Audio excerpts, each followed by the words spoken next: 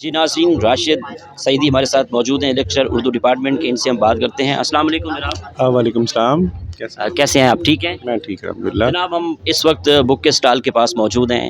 جیسا کہ آپ جانتے ہیں کہ موبائل فون کا دور ہے، لوگ موبائل فون سے چیزیں پڑھ لیتے ہیں۔ کتاب کی اہمیت کے حوالے سے ہمیں بتائیے گا۔ دیکھیں، اسی صدی کے آغاز میں ہی کسی نے کہا تھا کہ کاغذ کی یہ بہک، یہ نشہ روٹنے کو ہے، آخری صدی ہے یہ کتابوں سے عشق کی۔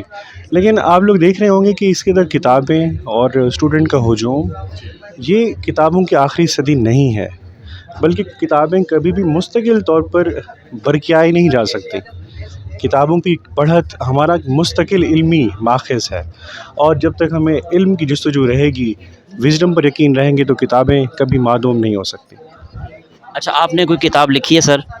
جی، میں فکشن کلب بہاولپور کا جنرل سیکرٹری ہوں، اور ہم نے اپنے کلب کے اندر پڑھی جانے والی تمام تحریروں کو مرتب کیا ہے اور ارتعاش کے نام سے اسے پبلش کیا ہے، اور حال ہی میں وہ کتاب پبلش ہوئی ہے۔ انشاءاللہ اس کا سلسلہ یہ جاری رہے گا ہمارا۔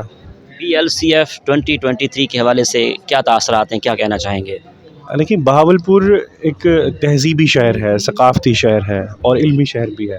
یہ BLCF دراصل اس سلسلے کی کڑی ہے کہ ہمارے اس علمی اور ثقافتی عروج کو دنیا کے سامنے لایا جائے، اور اس یونیورسٹی میں یہ جو اس کا انعقاد ہے اس فیسٹیول کا، دراصل یہ ایک بڑی اسٹوڈنٹس کی موبلائزیشن بھی ہے، اور ہمارے لیے ایک مستقل موقع ہے ہمارے اسٹوڈنٹس کے لیے، ہمارے لیے کہ بڑی شخصیات سے متعارف بھی ہوں اور اس بڑے سلسلے کا ہم حصہ بن سکیں۔